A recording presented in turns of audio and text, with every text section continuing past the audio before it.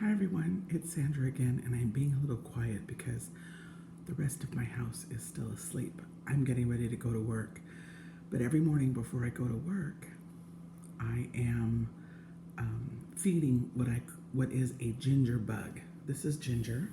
This is what ginger looks like when it's not powdered or in the form of a pink slice of food at Japanese restaurants.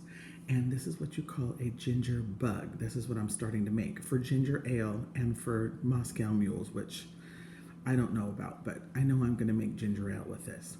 So what this is about a cup and a half of water and about this much ginger for the first day. Basically, you're making a ginger starter, okay? And ginger is really good for you. So anyway, it is 1.5 cups of water and about this much ginger to start, grated. I just grated it on a hand grater. You can chop it up into small pieces. You can slice it into slices. It doesn't matter. You just need to get it into the water, and then you add 2 tablespoons of sugar.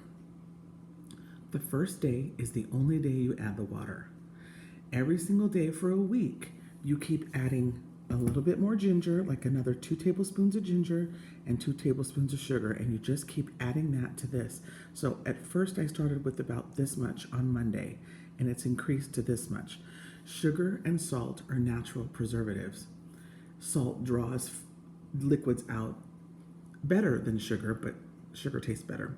And sugar also draws out liquids. So this beautiful bulbous root, or tuber, I should say, of ginger will not all be gone by Friday, but it is full of water. So when you add sugar to it, it pulls the water out. It also helps to ferment the ginger. So the ginger and the natural bacteria in the air are going to eat the sugars and cause these little tiny bubbles right here to form. Mine's only 4 days old. We'll be able to drink this ginger ale by Sunday or Monday, a little earlier if we want to, but it won't be fully fermented until Sunday or Monday. So, and then I'm going to strain this out when it's all nice and bubbly. I'm going to discard the ginger and put it in my compost bin, and the rest of this is going to be probiotic ginger juice that I can use to make a natural ginger ale. I can use it in a Moscow Mule, which I don't even know what's in a Moscow Mule, but my son's like, oh, that's ginger beer. Apparently I'm making ginger beer. And I did look it up, and after this is inoculated, then I'm supposed to boil some more ginger and some water in a pot, and then add this much. After it cools, I'm supposed to add this much to it and then bottle it, and then in a couple days later, you'll have a ginger beer. I'm not really interested in that. I really just want this flavored ginger to be in my refrigerator and be a fermented drink so that it can help my gut, and it can also just ginger is really good for you. It can also help with allergies and nausea and just a host of different things. And I just love ginger, and I happen to have 3 huge bulbs of it like this. So when you're buying ginger, you want to make sure that it doesn't have a lot of mold on it. You guys cut that off. That it's got a nice firm skin, that it's not wrinkled, because if it's wrinkled, it's really old. The lighter the ginger inside, the better, unless of course you're buying yellow ginger. And you just want it to be nice and firm. Young ginger is better. It doesn't have such a thick skin on it, but it's really hard to find young ginger. So I just buy the biggest, most beautiful ginger I can find, and I use it for a lot of different things. I use it in my stir fries. I use it to make this, of course. If I want a really fast, hot ginger drink, I'll slice it really thin, put some boiling water over it in a cup, let it steep, and then I'll either put some stevia in it or some regular sugar and a lemon peel or some lemon juice, and it is absolutely delicious.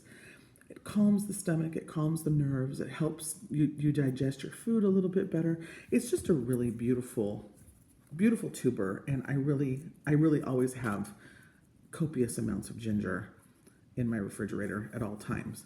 Now, if you're worried about the sugar content in this, of course, worry about it a little bit, but remember, when sugars are fermented, they are eaten by the food that it's fermenting in. So it is less sugary after it's fermented.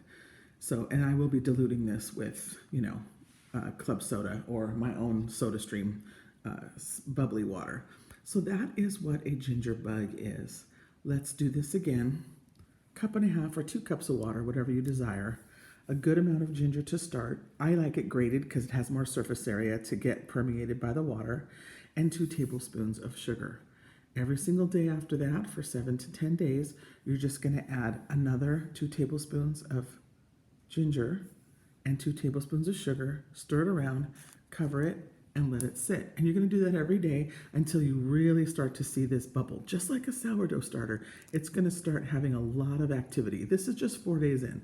So I have a tiny bit of bubbles, and I just fed it 2 tablespoons of sugar and the cup, 2 nubs that look like this.